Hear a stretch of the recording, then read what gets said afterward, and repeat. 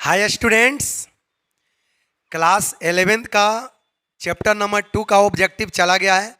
Chapter number 1 chapter 2 दोनों का objective चला गया है। अब देखिएगा चैप्टर 3 का ऑब्जेक्टिव लेके आए हैं।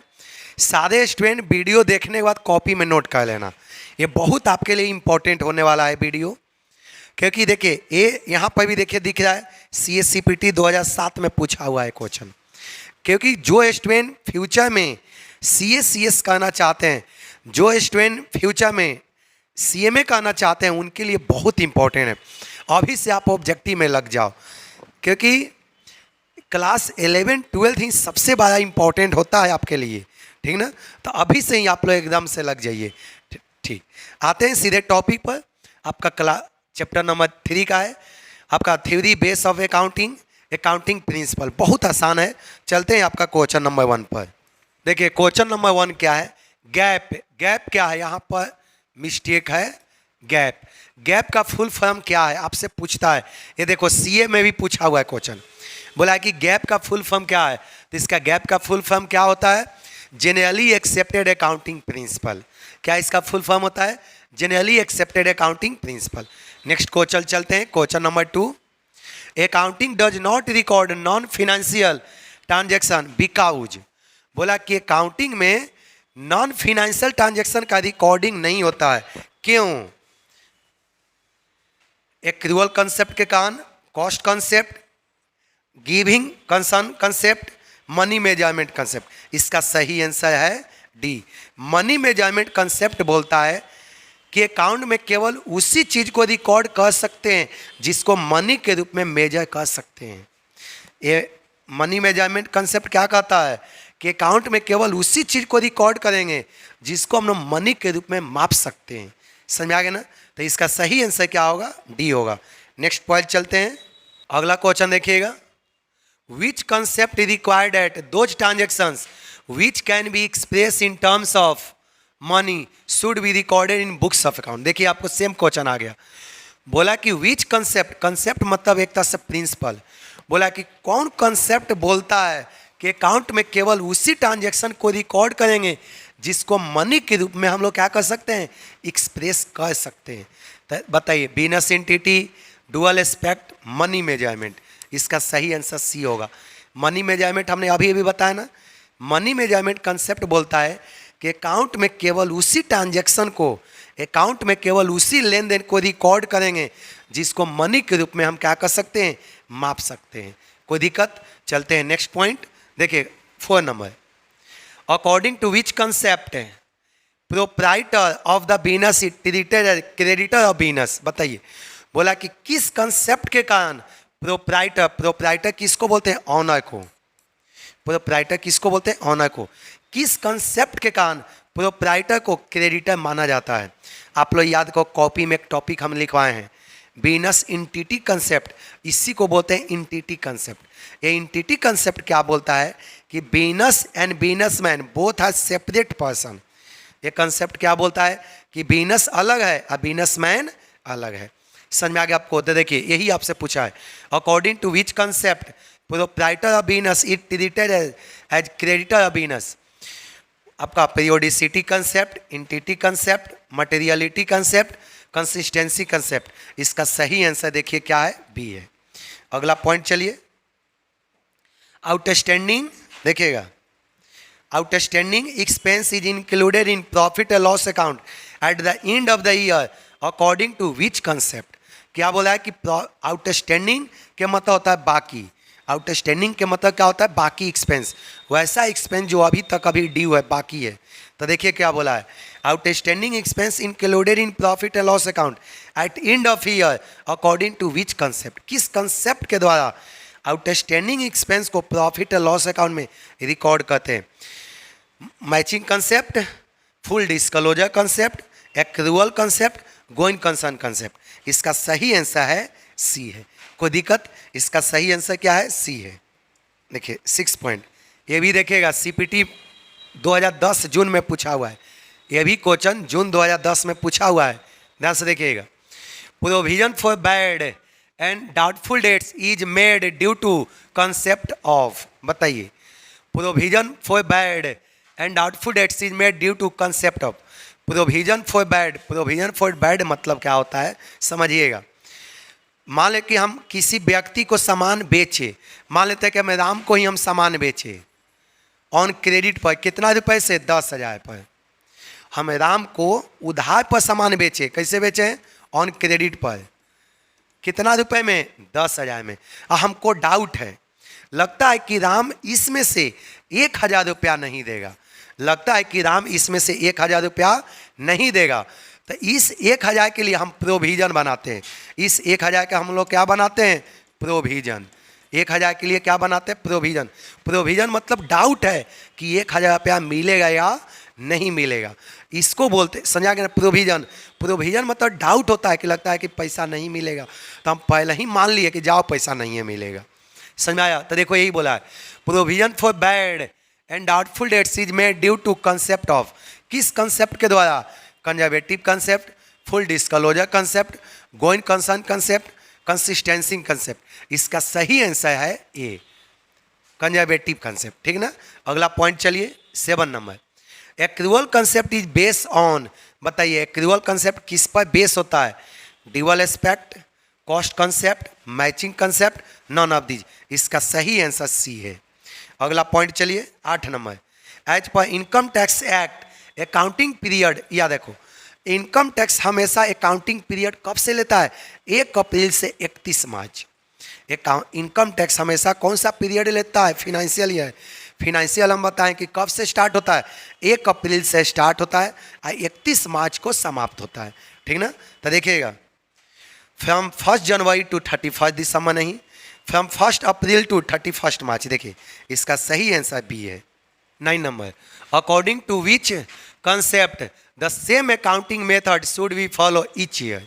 बोला कि किस कंसेप्ट के द्वारा प्रत्येक साल हम लोग एक ही अकाउंटिंग पीरियड मानते हैं, एक कॉपी में लिखवाए हुए हैं। According to which concept the same accounting method should we follow each year, किस कंसेप्ट के कारण प्रत्येक साल सेम अकाउंटिंग पीरियड फॉलो करते हैं, full disclosure, materiality matching, consistency. देखिएगा हम आपको समझा देते हैं, कंसिस्टेंसी मतलब होता है लगातार है, कंसिस्टेंसी मतलब होता है लगातार।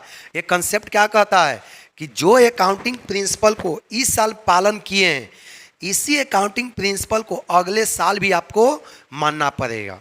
ये कंसेप्ट क्या कहता है, समझ में आ गया कि आप जिस अकाउंटिंग प्रिंसिपल को इस साल पालन किए हो, जिस अकाउंटिंग प्रिंसिपल को आप इस साल फॉलो किए हो, इसी प्रिंसिपल को अगले साल भी आपको फॉलो करना होगा।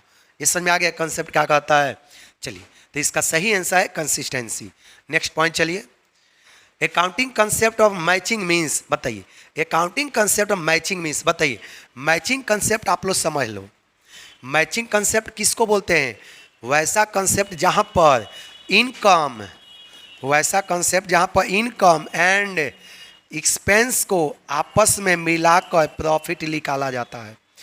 मैचिंग कंसेप्ट किसको बोलेंगे, वैसा कंसेप्ट जहाँ पर इनकम और एक्सपेंस को आपस में मिलाकर प्रॉफिट निकाला जाता है। समझ में आ गया आप लोग को ना मैचिंग कंसेप्ट। चलिए आपको यही पूछा है, देखिए accounting concept of matching means profit for the period to be match with sales, नहीं ये नहीं है। Profit for the period to be match with investment, ये भी नहीं है। Expenses of one period to be match against expenses of other period. देखिए ये अदर पीरियड बोला नहीं, यहाँ पर इनकम और एक्सपेंस सेम पीरियड का होना चाहिए।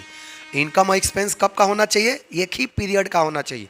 चलिए अगला पॉइंट देखिएगा, लास्ट पॉइंट डी है, expenses of one period to be match against the revenue of same period. देखिए आपका सही आंसर ये है, डी है। 11 number, income is measure on the basis of, बताइए देखिए ये भी CSCPT में पूछा हुआ है question. Income is measure on the basis of, बताइएगा matching concept, consistency concept, cost concept, none of these. बताइए income is measure on the basis of, तो याद रखना इनकम हमेशा किसके आधार पर मेजर किया जाता है, मैचिंग कंसेप्ट के आधार पर। ठीक ना, हमेशा कैसे मेजर किया जाता है, मैचिंग कंसेप्ट के आधार पर। अगला पॉइंट चलिए 12 number, which of these is not fundamental assumption. चलिए बताइए इसमें से कौन सा which of these is not a fundamental accounting assumption. तो याद देखिए, फंडामेंटल अकाउंटिंग एजप्शन में बोला कि कौन नहीं है, ये आप लोग याद रखना। फंडामेंटल अकाउंटिंग एजप्शन में 3 कंसेप्ट होता है। फंडामेंटल अकाउंटिंग एजप्शन में कितना कंसेप्ट होता है? 3। Accrual concept, consistency, going concern. Fundamental accounting concept किसको बोला जाता है? Accrual concept, going concern, consistency. इसी तीनों को क्या कहा जाता है? Fundamental accounting assumption. ये सब सीपीटी में पूछता है। तो आपको क्या बोला है कि इसमें से एससीजी में से कौन नहीं है? कौन फंडामेंटल अकाउंटिंग एजप्शन नहीं है? बताइए। गोइंग कंसर्न अभी बताया है, कंसिस्टेंसी भी है, एक्रूअल भी है। कौन नहीं है? मटेरियलिटी नहीं है। आपसे यही पूछा है कि कौन नहीं है, तो मटेरियलिटी नहीं है। नेक्स्ट पॉइंट चलते हैं, देखिएगा 13 नंबर है, principle of conservative take into account. बताइए, principle of conservative take into account. Conservative system किसको बोलते हैं? आप लोग समझ लो, कंजर्वेटिव को ही बोलते हैं प्रूडेंस। कंजर्वेटिव मतलब होता है कि provide for all possible losses but does not provide all possible gain. इसका मतलब होता है कि भविष्य में होने वाले सारे लॉस को रिकॉर्ड करेंगे। हमने क्या बोला कि फ्यूचर में होने वाले सारे लॉस को रिकॉर्ड करेंगे, लेकिन फ्यूचर में होने वाले पॉसिबल इनकम को रिकॉर्डिंग नहीं करेंगे। यही बोलता है कंजर्वेटिव। कंजर्वेटिव किसे कहेंगे? समझ आया? फ्यूचर में होने वाले लॉस को रिकॉर्ड किया जाएगा, बट फ्यूचर में पॉसिबल होने वाले प्रॉफिट को रिकॉर्डिंग नहीं किया जाएगा। ये कंजर्वेटिव सिस्टम यही बोलता है। चलिए, तो आपको बोलिए इसका सही आंसर क्या होगा? Principle of conservative take into account all future profit and loss, all future profit and loss, all future loss not profit. चलिए, इसका सही आंसर सी होगा। According to principle of conservative में the closing stock is value at. बताइए, conservative system के द्वारा closing stock किस पर वैल्यू किया जाएगा? तो याद रखना, क्लोजिंग स्टॉक किस पर वैल्यू करते हैं? मार्केट प्राइस और कॉस्ट प्राइस जो दोनों में से कम हो जाए। किस पर वैल्यू होता है? मार्केट प्राइस और कॉस्ट प्राइस जो दोनों में से क्या हो जाए? कम हो जाए। तो देखिए आपका सही आंसर क्या है? At cost price, eight market price, cost price and market price which is less. यहाँ पर लेस है, यहाँ पर क्या होगा? लेस। None of these. इसका सही आंसर क्या है? सी है। अगला पॉइंट देखिएगा, as per dual aspect concept in. चलिए, डुअल कंसेप्ट के द्वारा कौन सा सही है? इसका सही आंसर आपका asset equal to liability plus capital. ये अकाउंटिंग इक्वेशन में आप लोग पढ़े हैं, एसेट इक्वल टू क्या होता है? Liability plus capital. आप लोग सब अकाउंटिंग इक्वेशन में देखो एक एक करके हम पढ़ाए हुए हैं। चलिए, अगला पॉइंट देखिए 16 नंबर, how many type of consistency describe to Kohler. Kohler के द्वारा कितना कंसिस्टेंसी होता है? तो कोहलर बोला था कि टोटल कंसिस्टेंसी कितना होता है? 3। कोहलर क्या बोला था कि टोटल कंसिस्टेंसी कितना होता है? 3। अगला पॉइंट देखिए, question number 17, according to cost concept. Cost concept के द्वारा accounting of asset on market value, accounting of asset on cost price, accounting of asset on market price and cost price which is less, none of the. तो देखिए, cost concept बोलता है कि सारे asset को cost per record करना चाहिए। Cost concept क्या बोलता है कि आपके पास जितना भी एसेट है, प्लांट, मशीनरी, बिल्डिंग, सबको कैसे रिकॉर्ड करना चाहिए? कॉस्ट पर रिकॉर्ड करना चाहिए। तो इसका सही आंसर क्या है? बी है। कोई दिक्कत? चलते हैं नेक्स्ट टॉपिक पर। देखिए 18 number, the importance of accounting concept is for investors, for accountant, four auditors, all of these. Important किसके लिए होता है? सभी के लिए होता है। अगला पॉइंट देखिएगा 19 number, meaning of concept of going concern is. देखिए, meaning of concept going concern is, going concern concept के क्या मतलब होता है? देखो यही बोला है, meaning of concept of going concern is. देखिए, गोइंग कंसर्न कंसेप्ट किसको बोलते हैं? हम कॉपी में भी लिखवाए हैं। गोइंग कंसर्न कंसेप्ट किसको बोलते हैं? एक कंसेप्ट बोलता है कि बिजनेस इस साल भी चलेगा और भविष्य में भी चलता ही रहेगा। ये कंसेप्ट क्या बोलता है कि बिजनेस आपका इस साल भी चलेगा और फ्यूचर में भी चलता ही रहेगा। समझ में आ गया कंसेप्ट क्या कहता है कि करेंट ये भी चलेगा अब भविष्य में भी चलेगा। ये हम लोग मान के चलते हैं।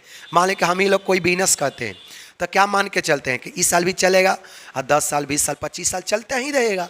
हर कोई मान के चलता है, ठीक ना। चलिए तो इसका सही आंसर देखिए क्या होगा। Business will be close shortly, business है just started, continuity of business. इसका सही आंसर क्या होगा, सी होगा। Revenue is generally recognise when, revenue बताइए कब रिकॉग्नाइज होता है। रेवेन्यू मतलब इनकम, रेवेन्यू मतलब क्या होता है एक तरह से आपका इनकम। तो रेवेन्यू कब रिकॉग्नाइज होगा, production is done, goods are deliver, order for goods is receive, cash is receive. इसका सही आंसर क्या होगा, हम लोग कब रेवेन्यू होगा, व्हेन गुड्स आर डिलीवर, जब वहाँ तक हम सामान भेज देंगे तब इनकम होगा। अगला पॉइंट चलिए 21, when information about two different enterprise have been prepared presented in a similar manner, the information exhibit the characteristic of आपका variability, reliability, none of the. इसका सही आंसर क्या होगा, नन ऑफ दीज। अगला point चलिए 22, provision for discount is made due to the concept of, अभी बताए ना फ्यूचर में होने वाले लॉस को रिकॉर्ड करते हैं। एक कंसेप्ट कौन कहता है आपका, conservative. Which of these is not a fundamental accounting assumption. देखिए हम अभी बताएं, देखिए ये भी सीपीटी में पूछा हुआ है, बोला कि कौन सा फंडामेंटल अकाउंटिंग एजम्पशन नहीं है। हम बताएं ना कि फंडामेंटल अकाउंटिंग एजम्पशन 3 होता है। कौन कौन, कंसिस्टेंसी, गोइंग कंसर्न, एक्रूअल। तो बोला कि इसमें से कौन नहीं है। देखिएगा गोइंग कंसर्न तो है ही, कंसिस्टेंसी भी है, एक्रूअल भी है, कौन नहीं है, कंजर्वेटिव नहीं है, ठीक ना। चलिए अगला point, contingent liability is shown in footnote of the balance sheet as per which concept. देखिए पहले तो आप समझो कि फुटनोट किसको बोलते हैं। मान लें कि हमने अकाउंट बनाया तो अकाउंट के नीचे वाले पार्ट को बोलते हैं फुटनोट। मान लें कि हम यहाँ अकाउंट बना दिए तो अकाउंट के निचले भाग को क्या बोलते हैं, फुटनोट। समझ में आ गया। तो देखिएगा तो कोई कंटीजेंट लायबिलिटी किसको बोलते हैं, वैसा लायबिलिटी जो एग्जैक्टली अभी नहीं है, फ्यूचर में हो सकता है। वैसा लायबिलिटी जो जैसे इंश्योरेंस हम लोग करवाते हैं तो इंश्योरेंस कंपनी अनेकों आदमी का इंश्योरेंस करता है। तो लायबिलिटी कब होता है, जब वो इंसान मर जाए, जिसके ऊपर इंश्योरेंस लिए हैं वो इंसान का डेथ हो जाए तब कंपनी का लायबिलिटी होता है, ठीक ना। तो देखिएगा कंटीजेंट लायबिलिटी सबको समझ में आ गया। वैसा लायबिलिटी जो अभी नहीं है, फ्यूचर में हो सकता है, अभी नहीं है। देखिएगा तो इसको कहाँ पर रिकॉर्ड करते हैं, फुट नोट में। देखिए यही बोला है, contingent liability is shown in the foot note और balance sheet as per which concept, किस कंसेप्ट के द्वारा, materiality, disclosure, realisation, dual aspect. इसका सही आंसर क्या होगा, डिस्क्लोजर।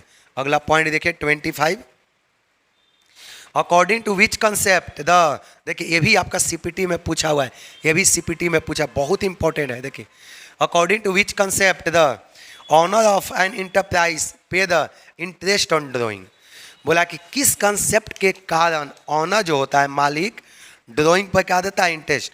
ड्राइंग तो आप जान ही रहे हैं, ड्राइंग किसको बोलते हैं, बिजनेस में से यदि कुछ भी निकालिए अपने लिए, प्राइवेट यूज के लिए, बिजनेस में से यदि कुछ भी निकालिए किसके लिए, पर्सनल यूज के लिए, तो इसको क्या बोलते हैं, ड्राइंग बोलते हैं, ठीक ना। तो देखिए क्या बोला है, according to which concept the owner of enterprise pay the interest on drawing, accrual concept, conservative concept, entity concept, dual aspect concept. इसका सही आंसर क्या है, सी है।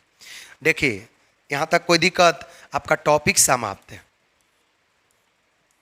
देखिए आपका टॉपिक क्या हो गया, समाप्त। तो हमने 3 चैप्टर के वीडियो आपको दे दिया, सारे स्टूडेंट देखने के बाद कॉपी में नोट कर लो, ठीक ना। और एक चीज़ मान लेते हैं कि आपके सर्किल में जितना भी कॉमर्स का स्टूडेंट है 11th में, सबके पास आप भेज दो, आपको तो बेनिफिट हो ही रहा है, जो कॉमर्स का स्टूडेंट है उसको भी बेनिफिट होगा, ठीक ना।